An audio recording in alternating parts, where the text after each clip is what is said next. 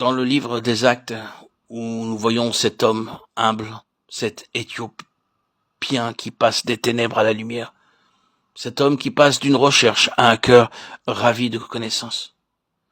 Nous voyons cet homme qui cherche à tâtons, transformé en un homme qui a une très claire compréhension, un homme qui avait été déçu, changé en quelqu'un qui suit sa route avec joie.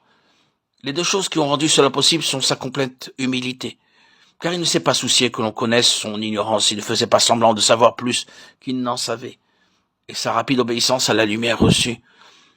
Nous devons dire au sujet de cet homme, voici un cœur honnête. Et c'est ainsi que Dieu est avec nous, ce que nous sommes avec lui. Dieu ne sera le débiteur d'aucun homme. Si vous et moi, nous sommes vraiment sérieux avec Dieu et allons droit à tout ce que Dieu a pour nous, à tout ce que Dieu veut que nous possédions et connaissions, si nous ne nous donnons pas des airs, mais qu'en toute humilité, nous baissons au niveau où réellement et sincèrement nous sommes décidés sans hésitation à faire par sa grâce, quoi que le Seigneur nous montre, nous trouverons qu'en fin de compte, Dieu n'est pas notre débiteur, mais qu'il nous honore au maximum. La mémoire de l'histoire de cet homme a été perpétuée, elle apparaît parmi les actes du Saint-Esprit.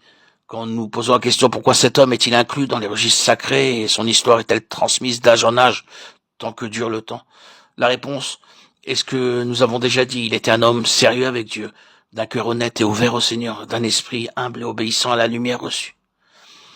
La deuxième personne dans l'histoire de cet Éthiopien est le Saint-Esprit. Il est bien entendu le premier dans toute cette affaire. Je le mentionne ici en second lieu parce que c'est peut-être plus utile d'examiner l'incident dans cet ordre. Nous le ferons brièvement. Le Saint-Esprit avait connaissance de cet homme. Et le Saint-Esprit a toujours connaissance de tel homme. Il y a un sens en ce qu'un Éthiopien doit précéder le Saint-Esprit. Vous comprenez ce que je veux dire? Avant que le Saint-Esprit puisse vraiment faire son œuvre, il faut qu'il y ait quelque chose qui satisfasse ses exigences. Le Saint-Esprit avait connaissance de cet homme, de sa recherche, de son cœur. Le Saint-Esprit sait toujours où sont ces personnes. Je pense qu'il y a une histoire très importante liée à cette déclaration. Si seulement nous savions comment nous lui faisons obstacle, beaucoup de nos problèmes seraient résolus. Il y a toujours devant nous la grande question, pourquoi certains font un bond dans la lumière et vont avançant, et d'autres restent en arrière, ne semblant jamais rien voir de plus. Est-ce qu'il y a une sélection de la part de Dieu, un genre d'élus parmi les élus? Dieu aurait-il des favoris? Je ne le crois pas. Je pense qu'une grande partie de la réponse réside en ceci, à savoir que Dieu doit traiter avec ce qu'il trouve dans les personnes, si oui ou non. Elles ont des intentions sérieuses avec lui, s'il y a un chemin libre ou pas, ou si le terrain est déjà occupé. Ce qui est une entrave pour lui. Je ne pense pas que quelqu'un manquera d'obtenir toute la lumière que le Seigneur veut qu'il ait, si vraiment il agit avec sérieux envers Dieu. Le Saint-Esprit nous connaît, il regarde au fond de notre cœur. Et c'est si nous parlons ou pas sérieusement. Il voit exactement ce qui l'entrave et jusqu'où il peut aller, car le Seigneur ne force personne.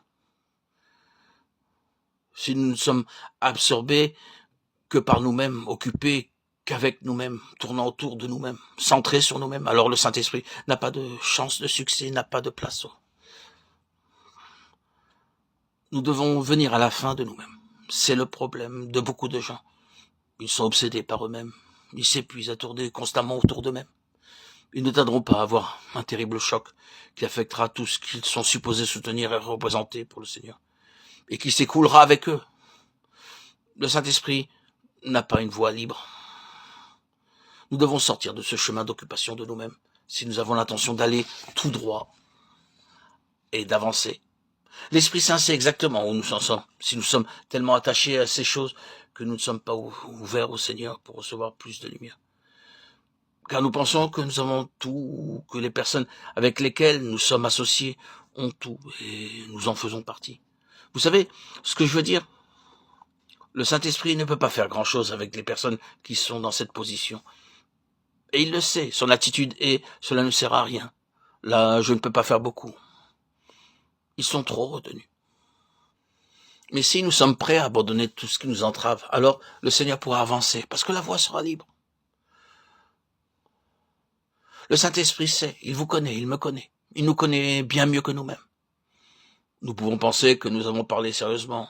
Nous avons prié beaucoup et longtemps, implorant le Seigneur de faire quelque chose. Alors que le Saint-Esprit sait très bien que nous ne sommes pas encore arrivés à une fin de nous-mêmes et de nos propres intérêts. Quelque chose de plus doit se réaliser en nous pour nous amener à désespérer, avant qu'il puisse faire ce qu'il veut. Mais il sait, c'est ce qui compte. Il connaissait cet homme éthiopien, il savait qu'il n'avait pas beaucoup d'affaires pour commencer, ayant toutes les possibilités d'un chemin libre, et il a profité de l'occasion présentée. L'Esprit Saint a pu agir souverainement. Il l'a fait pour satisfaire ce besoin.